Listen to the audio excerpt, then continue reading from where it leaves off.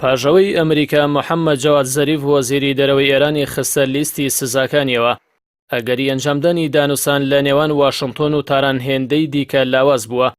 لە سەراستی ناوخۆی ئێرانیش داوای دوورکەوتنەوە لە هەر دانوسانێک لەگەڵ ئەمریکا و ئەوروپا دەکرێت.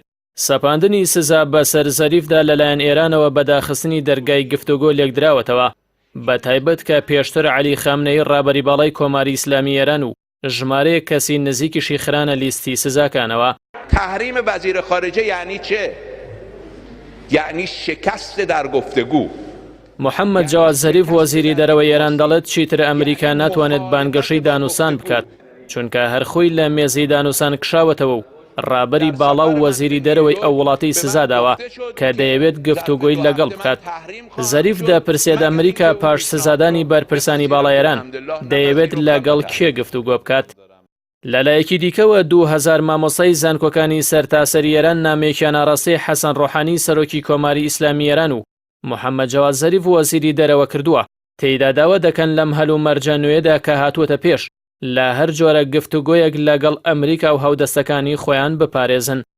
وەکو لە ناوڕووکی نامەکەدا دەردەکەوێت ئەو مامۆستایانەی زانکۆکانی ئێران سەرباباڵی محافیزکارانی ئەو وڵاتەن و ڕەخنیان لە ڕۆحانی و زەریفی ڕیفۆرم خواز گرتووە بەوەی کە متمانەی تەواویان بە ئەمریکا و ئەوروپا کردووە.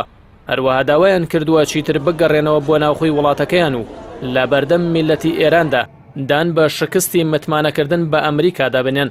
ئەمە جگە لەوەی جەخت دەکەنەوە لە گرنگیدانی زیاتر بە بەرهەمهێنانی ناوخۆی و بەهێزکردنی ئێران لە ڕووی ئابووری و سەربازیەوە. لە سەرئاستی سەربازی ئێران جەخت لەوە دەکاتەوە بەردەوام دەبێت لە پەرەپێدانی توانە موشکیەکانی. لەو چوارچێوەیەشدا مەهدی ڕەبانی بەرپرسی چالاکیەکانی هێزە چەکدارەکانی ئێران ڕایگەیاند وڵاتەکەی بەردەوامە لە پێشخستنی توانە موشکیەکانی، ئەوەش لە پێناو ڕوبەڕووبوونەوەی هەر مەترسێکی ناوچەی و جیهانی. ڕەبانی ئاماژەی بەوەشکردوانەی موشکی ئێران بە ئاسێک بەرز بووەتەوە کە لە ناوخۆی وڵاتەکەیەوە موشکیان ئاڕاستی بارەگەکانی داعش لە سووریا کردووە و باوردی ئامانجی پێکاوە.